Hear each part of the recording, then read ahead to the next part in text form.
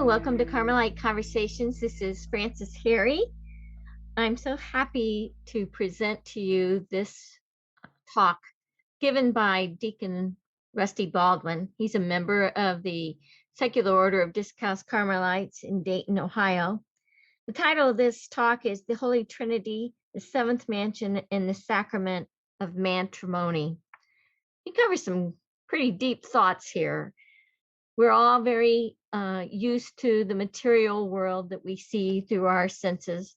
And as Carmelites, we ponder the spiritual realm quite a lot.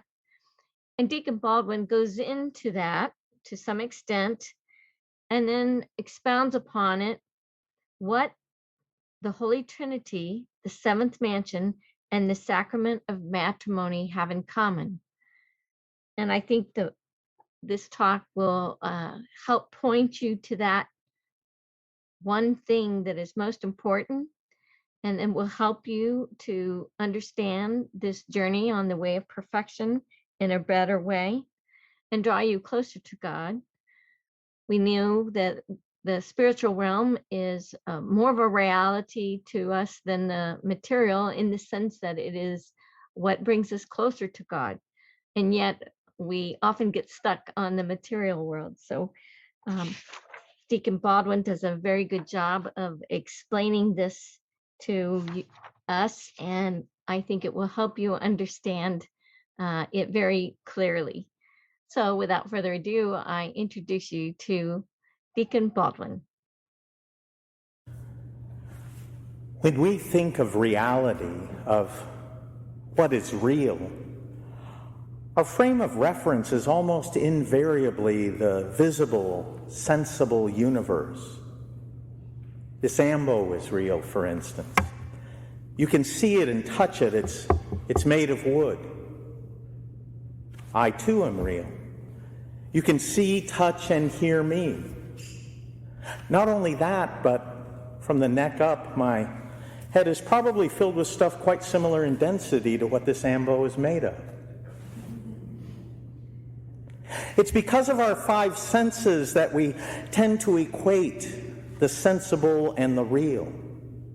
And this is perfectly natural, for God gave us our senses to help us navigate the visible universe we live in. But the visible universe is only part of God's creation, and as glorious, wonderful, and good as it is, it's not the greatest part of creation. Nor is it the most real either. The visible universe is but an image of the invisible. And the invisible part of creation, the angels, heaven, our souls, and other realities like love, justice, and virtue, the spiritual part of creation, if you will, are more real than anything here on earth, for they are nearer to God. But for now, such invisible realities are more difficult for us to perceive directly, which is why St. Paul wrote in 1 Corinthians 13, "For now we see through a glass darkly, but then face to face. Now I know in part, but then I shall know even as I am known."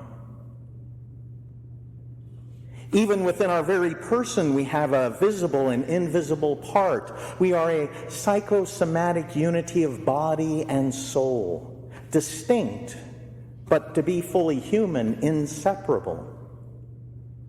A body without a soul is a corpse. A soul without a body is a ghost. But at the final judgment, our body and soul, separated in death, will be reunited for all eternity. That is why in the Creed we profess, "I believe in the resurrection of the body." Therefore, who we are spans both the material and spiritual world, the visible and the invisible. And especially as Carmelites, we need to both recognize and be sensitive to the fact that what we see and experience here on earth, however beautiful and precious, is but a visible and faint image of the glory and goodness of the unseen reality it is an image of and inseparable from. And the unseen reality we are an image of is the Holy Trinity. The book of Genesis plainly tells us we are made in the image of God.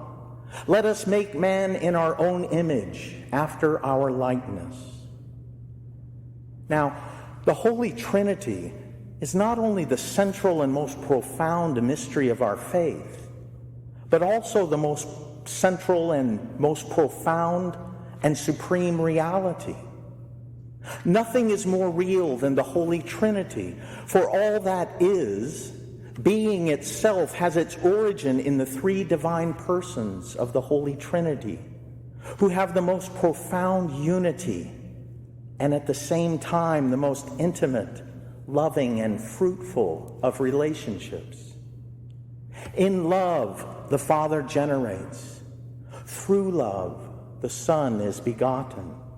And by love, the Holy Spirit proceeds from the Father and the Son. That is why in the Catechism we read, and I love this quote, God is one, but not solitary. And in that unity, the Father is holy in the Son and holy in the Holy Spirit.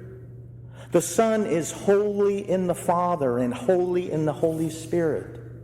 The Holy Spirit is holy in the Father and holy in the Son.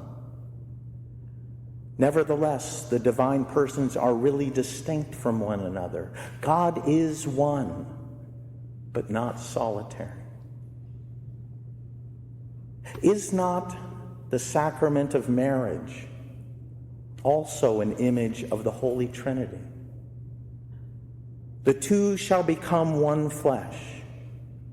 In marriage, the spouses are one, but not solitary.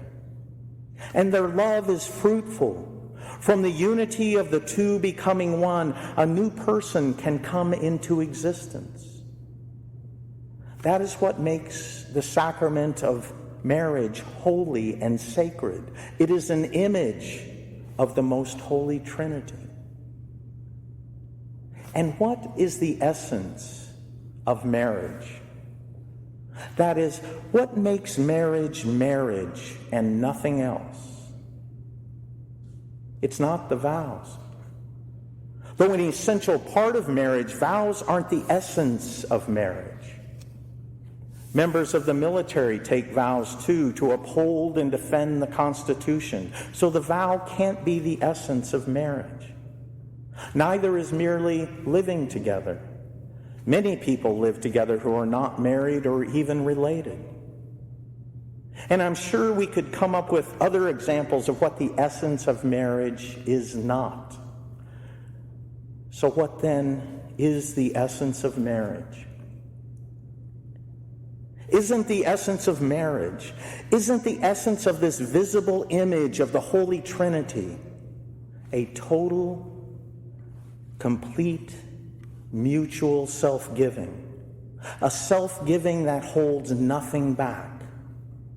A mutual self-giving such that a man is holy in the woman, and the woman is holy in the man. The two become one flesh, one, but not solitary. Isn't that what makes marriage, marriage and nothing else? And what results from this total mutual self-giving? It is nothing else but love. A love that joyfully accepts children, the supreme gift of marriage. A love that grows ever deeper with time because its source is the infinite love shared by the divine persons of the Holy Trinity. So too with spiritual marriage. In spiritual marriage, we are united to God. We become one. So much so, St. Teresa tells us, that it seems as though our soul no longer exists. We become one with Him, but we are not solitary. Listen to how St. Teresa describes spiritual marriage as she experienced it in the seventh mansion. First, St. Teresa says the soul is brought into this mansion where the most Holy Trinity reveals itself in all three persons. Here, all three persons communicate themselves to the soul and speak to the soul. She goes on to describe the many wonderful effects produced in the soul as a result of spiritual marriage. Note how these effects correspond exactly to that most read of passages at weddings from 1 Corinthians 13, where St. Paul describes love. These effects include a self-forgetfulness, which is so complete that it really seems as though the soul no longer existed. So entirely is she employed with seeking the honor of God. Love is not jealous, is not pompous, is not inflated. There is produced in the soul a great desire to suffer, and the soul bears no enmity to those who ill-treat them. Love does not brood over injury. The soul has a marked detachment from everything, experiences no aridities or interior trials, but always maintains a tender love for the Lord, wanting always to give Him praise. Love does not seek its own interests, but rejoices in the truth. The soul experiences almost constant tranquility. Love is patient. Love is kind. The soul has no lack of crosses, but they do not unsettle the soul's peace.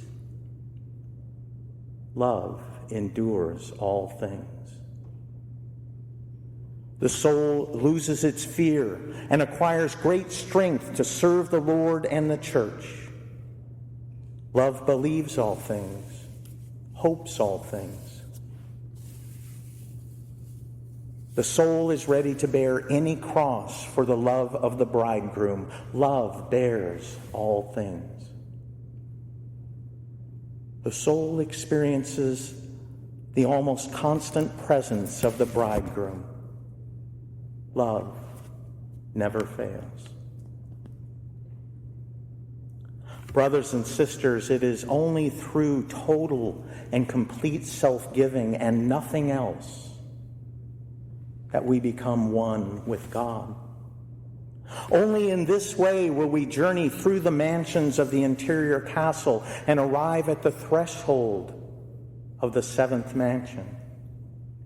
There, our heavenly bridegroom woos us, bids us come into the innermost chamber where he dwells, the bridal chamber where we become one with him. Love of God and love of neighbor carries us across the threshold where the unity we so long for is finally consummated in an eternal embrace of love.